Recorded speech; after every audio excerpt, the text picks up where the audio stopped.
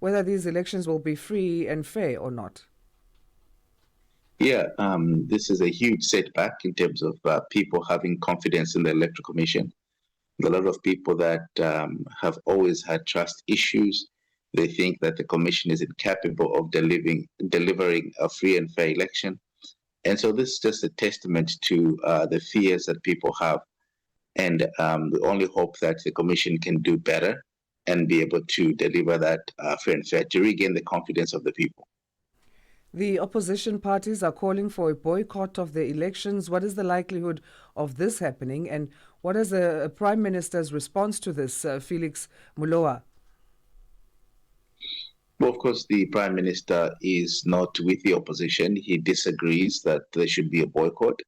And the government is pushing that the elections take place in December, like I said, together with the general and presidential elections. But the opposition leaders and also civil society organizations have come together and they want to boycott the elections. And this is just something that any reasonable person would understand. Unfortunately, when it comes to the physics of it, the feasibility of this boycott is something that we are yet to see, because I don't know that the opposition political parties are very effective in organizing this boycott. What will this mean for electoral funding? Because these political parties, won't be able to do anything without those donors. Yes, this has a huge toll on the political funding of political parties, and all the political parties are calling for is this boycott so that they can demonstrate that they are not to blame for this unfortunate situation, and that they want to put pressure on the Electoral Commission so that the Electoral Commission can come up with reforms that will be able to deliver a free and fair election. All right, so we wait for December and we see what happens. Absolutely, that is fingers crossed. That's what we are hoping for. Right. Rwanda and Russia are looking at supporting the re-election of Faustin Achange Todera, meanwhile, also staying with the Central African Republic. What interests does Rwanda and Russia have in the CAR? Well, specifically, if you look at Russia, through the Wagner Group, have been responsible for the security and the security personnel and the security apparatus of the Central African Republic president. In fact, they're responsible for the presidential guard, the people that protect the president. They've done so for so many years. But also Rwanda, we see that Rwanda has an interest in the Central African Republic because of its predicament with the DR Congo, in the eastern DR Congo. So we see that the two countries have specific interest in that country, and they think that by the current president going for another term and for him being reelected, they'll be able to preserve their interest in that country. Are there any concerns about the interests of Russia and Rwanda in the Central African Republic? Of course, yes, they are. A lot of people think that Russia has overstepped. I mean, if you think about them providing security to the president and protecting the president 24/7, that tells you that they fully have infiltrated the country in terms of protecting their interest. If you look at Rwanda's, situation in terms of acquiring mineral wealth and also preserving their interest in the Congo with the support of the Central African Republic, that tells you that they too are not going anywhere. They want to preserve those interests by protecting the president and making sure that he is re-elected for a third term. As you say, with Russia, they stepped into the CAR to tackle rebel groups. That was back in 2018, and Rwanda also for peacekeeping missions. They stepped in 2014. Does the CAR then owe them because of this influence? That has always been the predicament. If you look at the Central African Republic, the situation is not different from Mali. It's not different from the other Western African countries, even Burkina Faso, where Russia has a huge influence. And this is partly because they've come in to so-called provide security against jihadist groups, against rebels, so that they can provide stability in that country.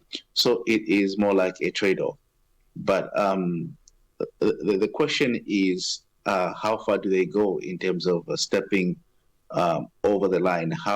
To what extent do you give them this latitude for them to do whatever they want to do in protecting their interests? Because there's nothing for free. There's no free lunch, as they say in politics. So the question is, yes, Russia can come in and provide security against rebels, against jihadist groups in West Africa or the Central African Republic, but to what cost? Hi, Aaron, are you still there?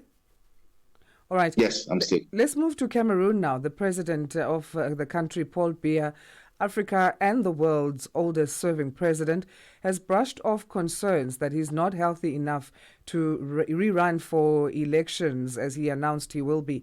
He has been out of public view. Do the people of Cameroon even know what condition he looks like?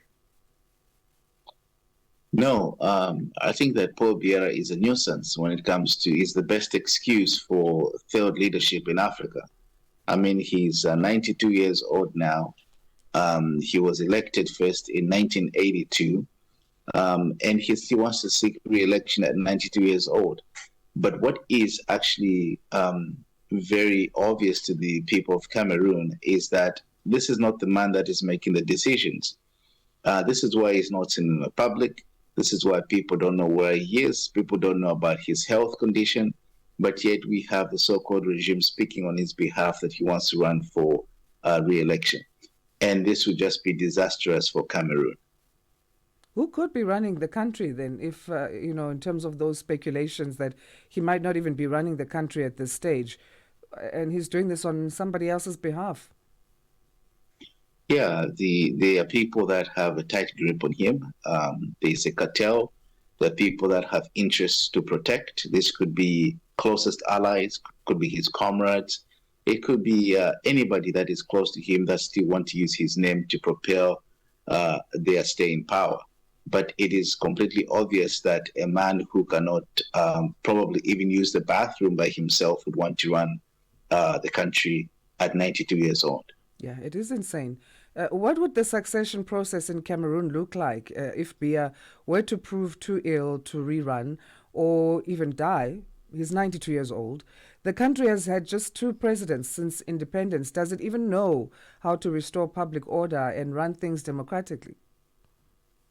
Yeah, that's a serious concern. I think that, God forbid, if he ran again and won and then died in office, this should be a very peculiar situation to Cameroon. They've never seen anything like this before. So that situation will have to play out. I think that to some extent there will be definitely a struggle for power. I think not only from the opposition trying to salvage whatever will be left out, but also within his political party and within government. There'll be elements that will emerge. So far, we've seen 2 of his allies who, for the longest time, have been with him, have actually broken ranks, and they're speaking out against him running for another term of office. Let's move to Angola now. They have seen mass protests over rising prices. This is a stay-at-home strike over fuel and transport prices. What do activists call for when it comes to these prices? Well, yeah, it is completely unbelievable that a country that is so rich in oil production, and it's one of the largest exporter of oil, could be experiencing these fuel prices going up.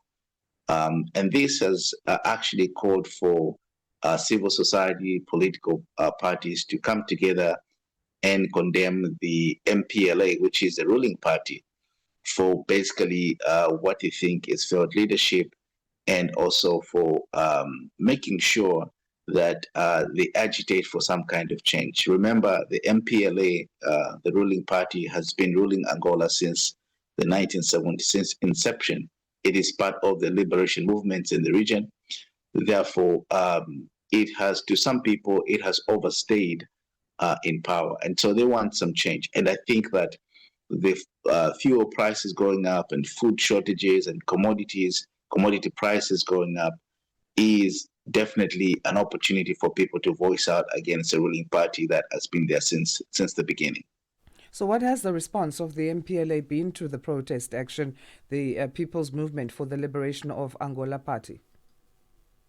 Well, the response has been a predictable one. It has been just like how any other government in Africa would respond. The regime has not been very kind to the protesters. In fact, they've used rubber bullets and tear gases to try to suppress the protesters.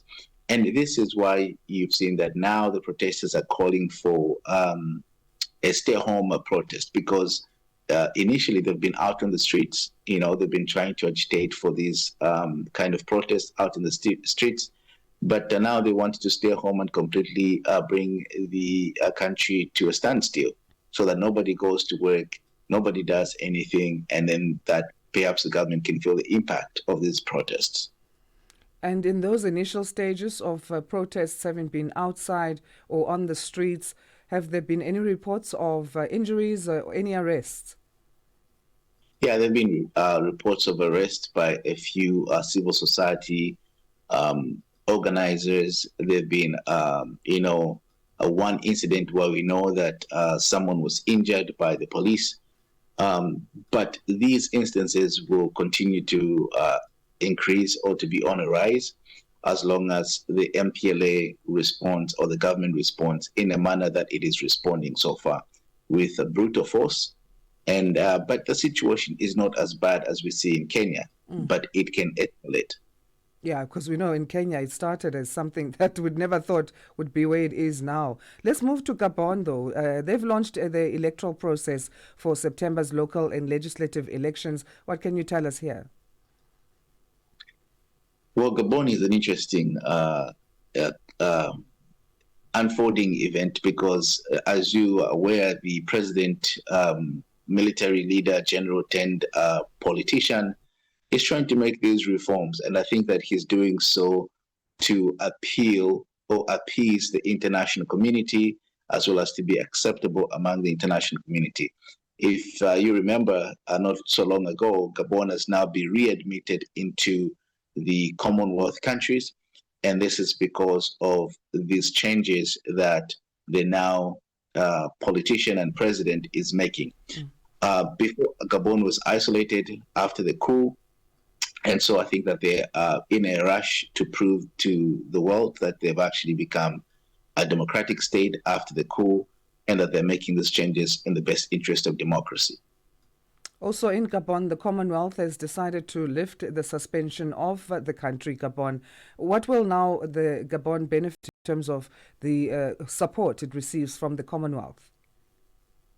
Well, the lifting of this suspension, like I said, it was excluded. Gabon was excluded after the coup. And so now bringing it back into the Commonwealth means that it has come back to, it is acceptable among the family of independent nations within the Commonwealth, and that they'll be able to benefit from bilateral relations within the Commonwealth and multilateral relations. But also there is some sort of funding that could come from that, because if you're a member of the Commonwealth, it means that you have access to certain privileges that other non-members or suspended members do not have. Aaron, we're going to leave it there for this Thursday. Thanks again for joining us. You have a great rest of your day. Thank you, Asanda. You have a wonderful day too. Thank you. That's Aaron Ngambi, geopolitical analyst, giving us some stories.